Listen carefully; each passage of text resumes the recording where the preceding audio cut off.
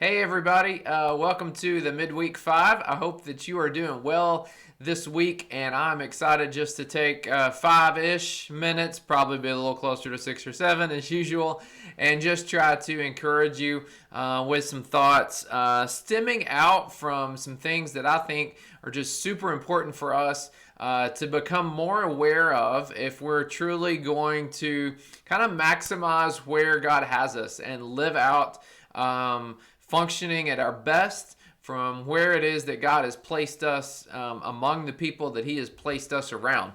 So I'm excited just to lean into a few things in this episode, and I just hope that it will be an encouragement to you because what I'm going to lean into is something very personal. It's personal for each of us.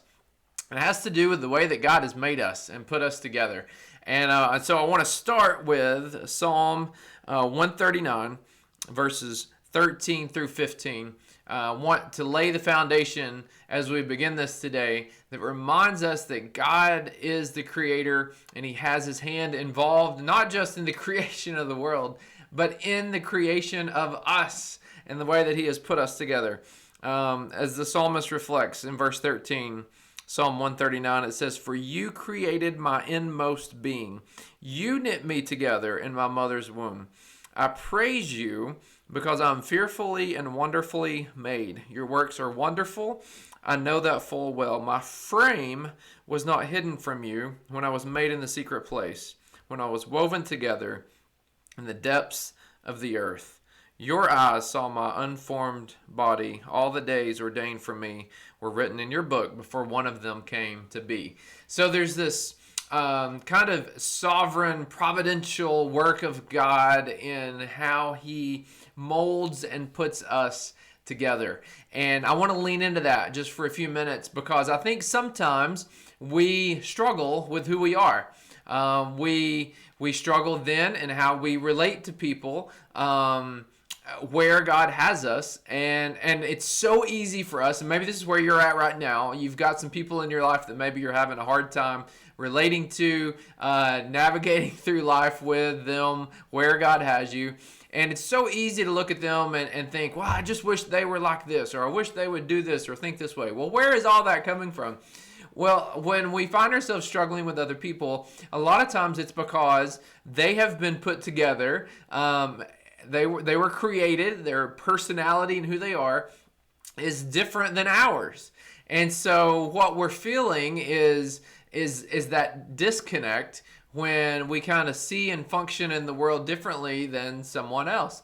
And so it's really easy for us, and I think this is actually where it's so easy for us to get distracted, is we put all the focus on trying to just not get frustrated with them, or wishing that they would change, or maybe even trying to change other people. But here's where I think the focus needs to be. I think the first step in us really embracing who we are, where God has us, and then functioning well with people in that context. I think the first step in that is not trying to change somebody else, but it's really getting to know ourselves, getting to know how God has put us together. And as the text says, praising God for we are fearfully and wonderfully made, for the way that God has put us together, actually acknowledging that, recognizing that, and giving God thanks for that. So I want to lean into that just for a couple of minutes. So here's the question I want to ask. How well do you know yourself?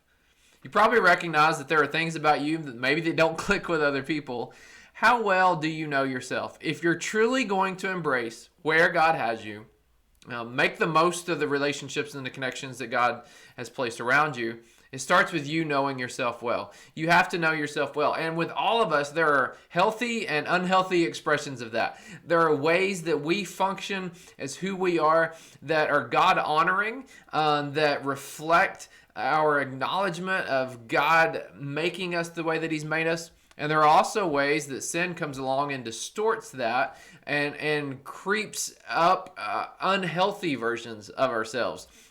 So when you think about who you are and how well you know yourself, you probably recognize certain personality traits, certain ways that you prefer to communicate, certain ways you like to make decisions and process through things, and all these things that kind of make you, kind of makes you tick, if you will. And I would say on the front end is, how well do you know yourself? And as you get to know yourself, and I'll talk about some quick thoughts on how you can do that in just a moment. As you get to know yourself, don't apologize for who you are. There are certain God-given attributes that He has placed and formed inside of you. Philippians 1:6 says that He who began a good work in you will see it through to completion. I believe that is God's intent. Is to mold us into the people that He wants us to be. And so he's placed a certain personality and DNA kind of inside of us, and you should not apologize for who you are. So that's takeaway and encouragement number one, is don't apologize for who you are. Now here's a challenge on the other side of that. I would say also, while you shouldn't apologize for who you are, you should not use that as an excuse for unhealthy behavior. Whoa, there we go. That'll step on toes a little bit, right? So don't apologize for who you are, but at the same time, you can't use that as an excuse for unhealthy expressions and the unhealthy forms of your personality that tend to come out. So how do we navigate through this? Really quick, let me wrap this up. Number one, learn more about yourself. There are a lot of great tools, personality tests, Enneagram, the different things out there, resources. One that you may not be familiar with, you can actually go take the free assessment. It's called the 5 Voices. I would encourage you to check that out. Just Google 5 Voices. It's kind of set up more for like a leadership thing, but we all have people in our life that we're trying to lead and navigate and work with. I think you can find some benefits to that and understanding your voice and how you tend to speak to people.